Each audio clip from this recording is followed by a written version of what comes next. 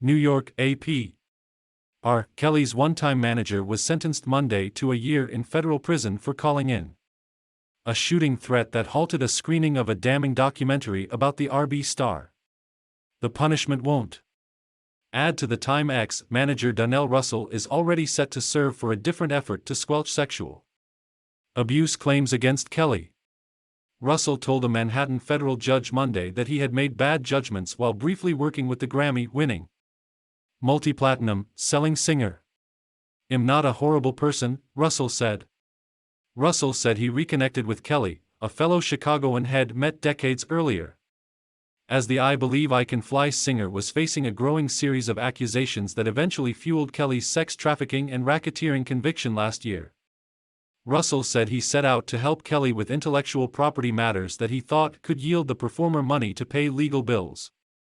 But prosecutors said Russell also worked on something else, trying to suppress the abuse allegations. He tried to intimidate at least one accuser, threatened to sue over Lifetime surviving R. Kelly series, and eventually phoned in the warning that shut down the documentary's 2018 Manhattan premiere. According to prosecutors.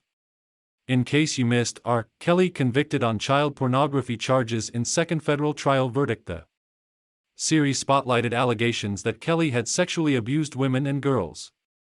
Some accusers were set to speak at a panel discussion after the premiere. The phone call claimed that someone at the event had a gun and intended to fire. The screening was cancelled and the theater evacuated. "I was happy that it ended. I didn't question how it ended," Russell said in court Monday, adding that he recognizes that people have a moral obligation to make sure that things they get involved in are proper. Prosecutors linked Russell to the episode through phone records and a text he sent about police potentially arriving at the venue. At trial, his defense argued that there were lots of phone calls to the theater that day and that there wasn't enough evidence to prove he committed a crime. A jury convicted Russell in July of threatening physical harm through interstate communication, while acquitting him of conspiracy. Here too, R. Kelly's manager faces trial over alleged threat that forced cancellation of documentary screening days after the verdict. Russell pleaded guilty to an interstate stalking charge involving one of Kelly's sexual abuse accusers. A Brooklyn federal judge sentenced Russell last month to 20 months in prison for conduct that included sending threatening messages to the woman and later publishing explicit photos of her online. Russell, 47, is due to turn himself in next year to serve his sentences in both cases simultaneously. At Monday's sentencing, U.S. District Judge Paul Gardef said Russell had engaged in serious criminal conduct in a misguided attempt to protect someone who was a prolific abuser. Kelly was sentenced in June to 30 years in prison in his sex trafficking and racketeering case in Brooklyn federal court.